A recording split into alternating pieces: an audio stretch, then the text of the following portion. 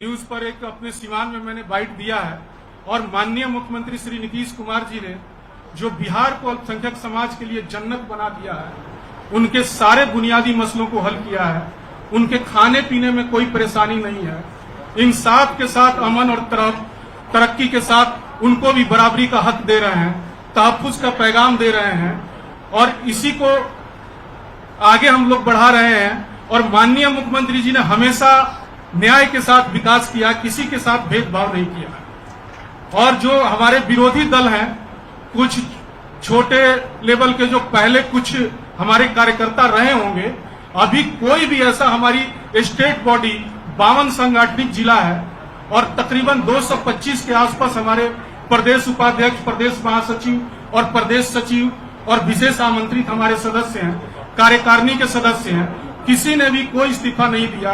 सब लोग माननीय मुख्यमंत्री श्री नीतीश कुमार जी के नेतृत्व में आस्था विश्वास व्यक्त कर रहे हैं और हम लोगों को उम्मीद है कि माननीय मुख्यमंत्री जी जो भी कार्य करते हैं इस समाज के हित के लिए किए हैं। उन्होंने बहुत सारा काम किया है, हमारे सारे बुनियादी मसलों को हल किया है। अब आगे की बात जो है हमारी जो प्रवक्ता हैं बन अंजुम आरा जी करेंगे। बहुत बहुत शुक्रिया अशरफ भाई।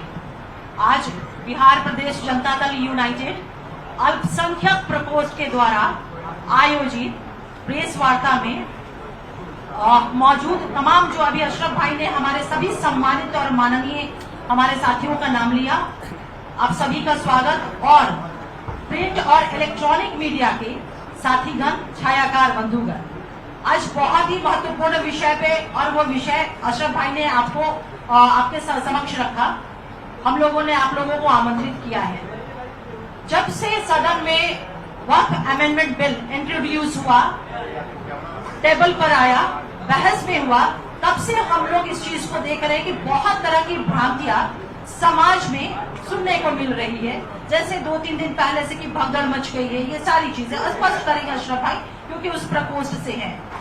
कुछ चीजें ऐसी हैं उस बिल की और जनता दल यूनाइटेड का स्टैंड इस बिल में समर्थन को लेकर के वो आपके सामने रखना चाहते हैं। हम लोग ज्वाइंट पार्लियामेंट कमेटी के ऑनरेबल मेंबर हमारे श्री दिलेश्वर कामत जी, जो अत्यंत पिछड़ा समाज, अत्यंत पिछड़ा वर्ग से आते हैं, वो हमारे माननीय मेंबर थे ज्वाइंट पार्लियामेंट्री कमेटी में।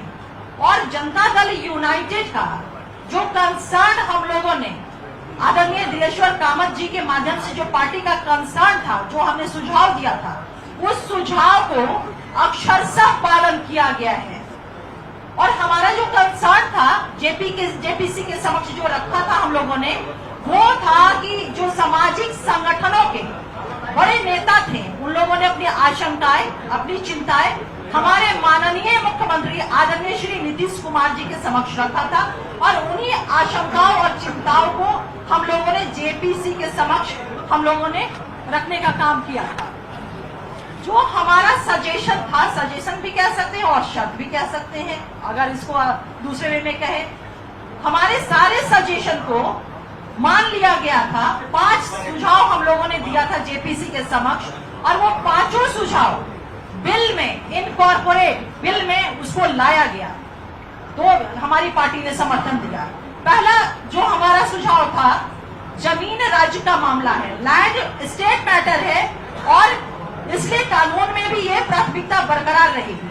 अब सोचिए कि जिस राज्य का, जिस प्रांत का, जिस बिहार के माननीय मुख्यमंत्री है श्री नीतीश कुमार जी मुख्यमंत्री हैं, वहां पर जमीन को लेकर के जिस तरह से बातें उड़ाई जा रही है, कही जा रही है, भ्रम पैदा किया जा रहा है, कहीं कोई इस तरह की बातें हो सकती है क्या? माननीय मुख्यमंत्री नीतीश कुमार जी के रहते हुए अल्पसंख्यक, वंचित, शोषित, ये तमाम तबकों के हितों की रक्षा पे कोई उंगली भी रख सकता है क्या? जिसका निगाहबान, जिसकी रक्षा सुरक्षा माननीय मुख्यमंत्री नीतीश कुमार जी स्वयं कर रहे हैं। दूसरा हमारा सजेशन था कि यह कानून पूर्व प्रभावी नहीं हो, यानी कि रेट्रोस्पेक्टिव वे में ना होकर के प्रोस्पेक्टिव वे में ये प्रभावी होगा, यानी कि जो चीजें जैसी है वहां से नहीं, बल्कि जब ये बिल एनेक्टेड हो जाएगा महामहिम के हस्ताक्षर के बाद, उसके बाद से इस बिल के प्रावधान प्रभावी होंगे। तीसरा सुझाव हमारा जो था सजेशन, वह कि अगर वक्फ की कोई संपत्ति रजिस्टर अगर नहीं है, लेकिन उस पर अगर कोई धार्मिक भवन